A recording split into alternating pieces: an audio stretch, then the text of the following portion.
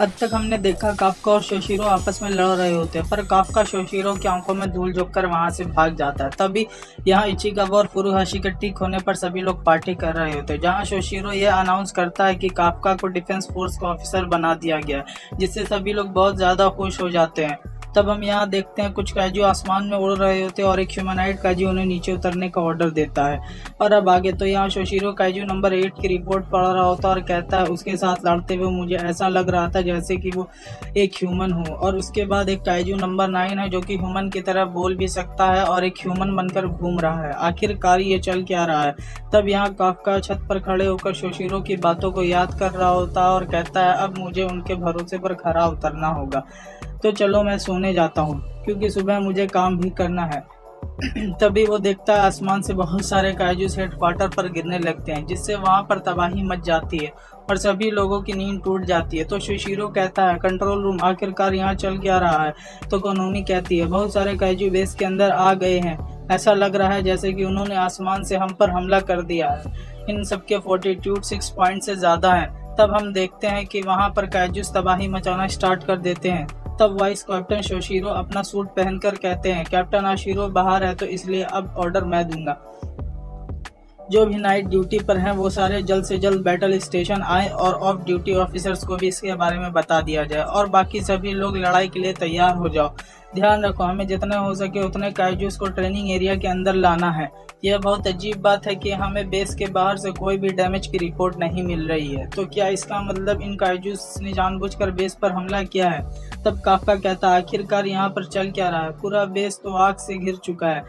यह kaiju Y1 type है। यह तो सच में बहुत बुरी न्यूज़ है, पर यहाँ पर कुछ ठीक नहीं है। और तब यहाँ शोशिरो सबको लड़ने के ऑर्डर्स देता है। तब काफ्का को शोशिरो से कहता है वाइस कैप्टन यहाँ पर कुछ गड़बड़ है। हम सिर्फ हर साल Y1 टाइप के काइजूस बहुत कम देखते हैं, पर उनके अंदर एक चीज कॉमन होती है कि वो हमेशा अकेले हमला करते हैं।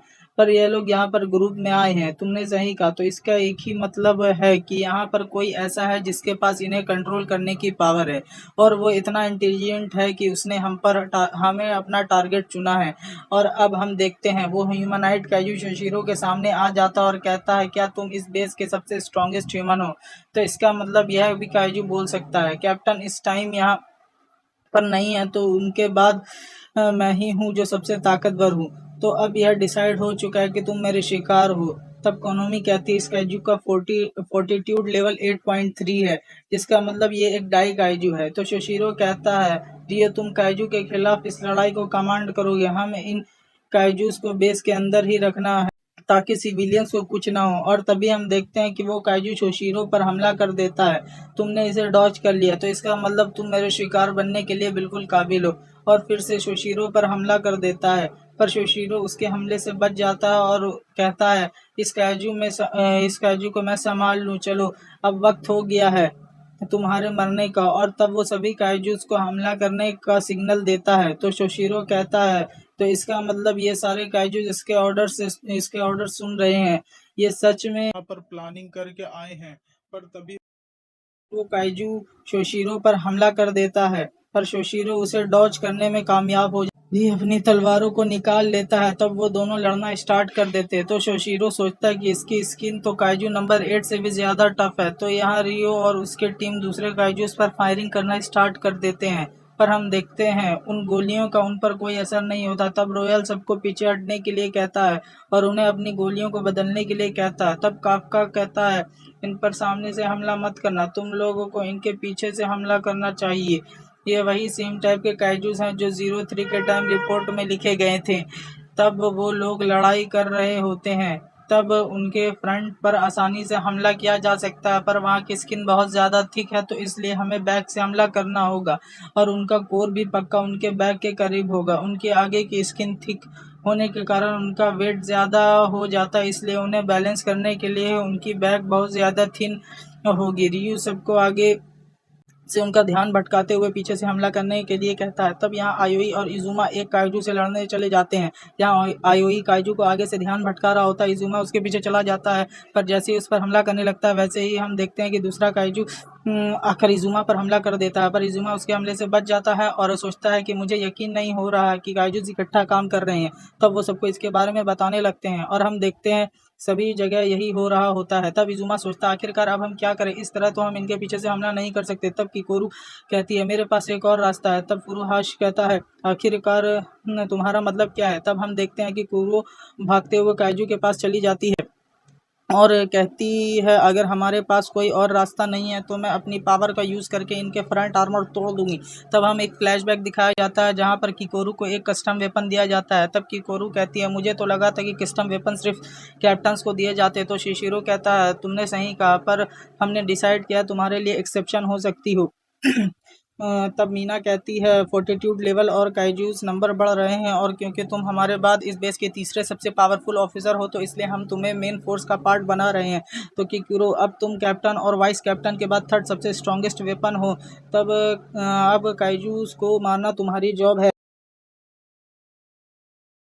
किकोरू अपने नए हथियार को पकड़कर कहती है ये प्रोटोटाइप होने के बावजूद भी काफ़ी दमदार है, पर मुझे इसके बारे में एक चीज़ पसंद नहीं है कि यह वेपन मुझे बिल्कुल भी सूट नहीं करता। और हाँ काइजू, अब जब मैं बैटल ग्राउंड में हूँ तो तुम्हारे यहाँ पर रहने की कोई गुंजाइश नहीं है। और अब एक काइजू किकोरू पर हमला कर देता, पर किकोरू उससे बचकर उस पर हमला करने लगती है। सोचती है यह वेपन उसे होंशु के यूनी ऑर्गन से बना है जिसे 2 साल पहले शिनीगावा में न्यूट्रलाइज किया गया था। तो इसका पहला हमला यह हमला करने से पहले अपने पीछे एक शॉक वेव क्रिएट करता है और तब हम देखते हैं कि उस एक्स की मदद से वो उस काइजू के बीच में से काट देती है। पर तभी दूसरा काइजू किकोरू पर हमला कर देता है तो किकोरू उस एक्स के दूसरे अटैक से एक शॉक वेव क्रिएट करती है जिससे हम देखते हैं कि वो एक्स उस काइजू को टच भी नहीं होती, पर फिर भी उसकी शॉक वेव के जरिए वो काइजू बीच में से फट जाता है जिसे देखकर फुरुहाशी इचिगावा दोनों शॉक हो जाते हैं। तो इचिगावा कहता है आखिरकार तुम्हारा मतलब क्या था कि तुम्हें ये सूट नहीं करता है, तुम्हारी एग्रेसिव पर्सनैलिटी पर पूरा सूट कर रहा है।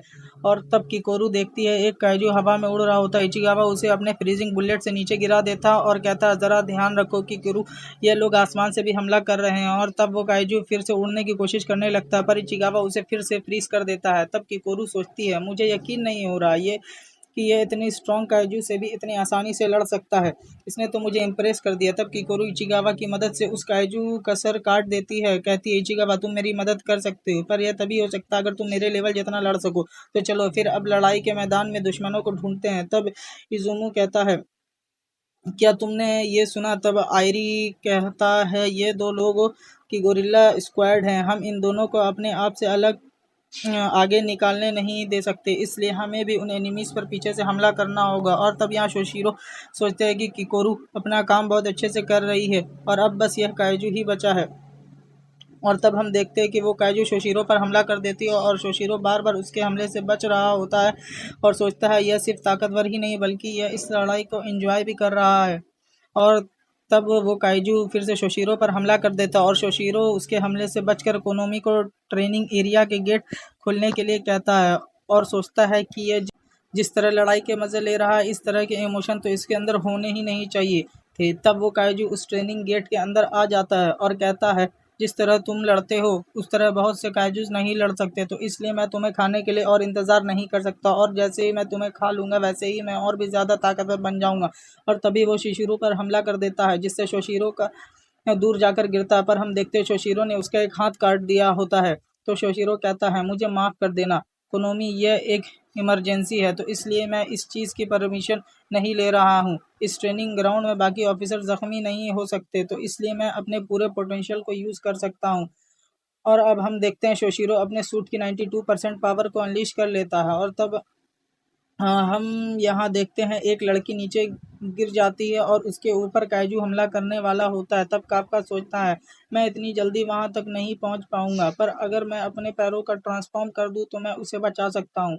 और तब हम देखते हैं वो अपने पैरों को ट्रांसफॉर्म करके उस लड़की को बचा लेता है और वो कहता है कि तुम ठीक हो। मीना से कहती है आपने अपने सूट का पावर यूज़ करना सीख लिया है, अब मैं एक फुल ऑफिसर हूँ तो इतना तो कर ही सकता हूँ। और तब हम देखते हैं वो काइजू फिर से उन पर हमला करने लगता है पर किकोरो आकर उन्हें बचा लेती है और कहती है मैं और इचिगावा यहाँ के काइजूस को संभाल लेंगे, और तुम दोनों जाकर जख्मी लोगों की मदद करो। तो इचिगावा कहता है सर आप कोई भी खतरा मत मोल लीजिए, अब आप फुल ऑफिसर हैं तो प्लीज़ अपने साथियों पर भरोसा रखना। और तब हम देखते हैं वहाँ पर और भी ऑफिसर्स आकर किकोरो और इचिगावा की मदद करने लगते हैं। तब काफका कहता है आखिरकार इन लोगों ने एक साथ काम करना कब सीख लिया। तब हम देखते हैं सीनियर ऑफिसर भी वहाँ आ जाते हैं और बाकी रीइंफोर्समेंट भी आ जाती है। तब काफ्का कहता है, यह तो बहुत अच्छी बात है, हम बिना कैप्टन के भी इस लड़ाई को अच्छे से लड़ पा रहे हैं, इसलिए चलो मीनासे इंजर्ड लोगों की मदद करें। सिर्फ इचिगावा और किकोरू की बात नहीं है, यहाँ के सभी लोग बहुत कमाल है, तो यह थर्ड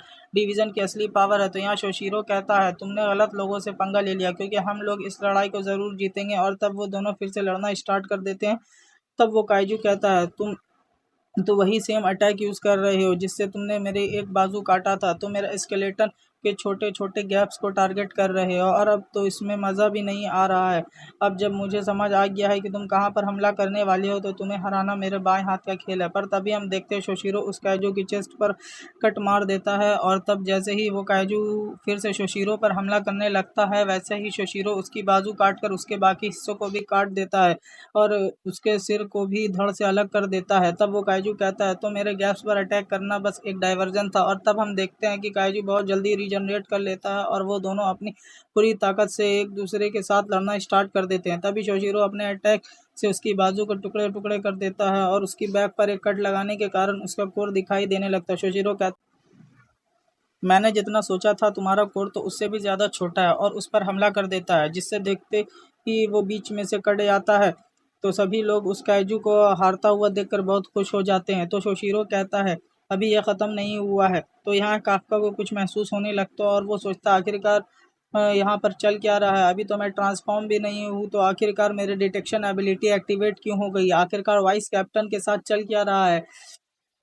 और तब हम देखते हैं वो काइजू ट्रांसफॉर्म होकर बहुत बड़ा हो जाता है। तो शोशिरो कहता है, इसे अपनी कोर की पोजीशन चेंज कर लिया है, इसका मतलब मैं इसके कोर को पूरी तरह काट नहीं पाया था। और तब वो काइजू आसपास स्टीम फेंकने लगता है और शोशिरो उससे बचकर बाहर आ जाता है। तब कोनोमी कहती है, हीट के साथ साथ इसका फोर्टिट्यूड भी बढ़ रहा है, और अब इसका फोर्टीट्यूड 9 पॉइंट है। और यहाँ हम देखते हैं वो काइजू ज़ोर ज़ोर से चिल्लाने लगता है, और इसी के साथ एपिसोड ख़त्म हो जाता है। अगर आप ये एपिसोड अच्छा लगा तो लाइक शेयर एंड सब्सक्राइब करें। Thank you.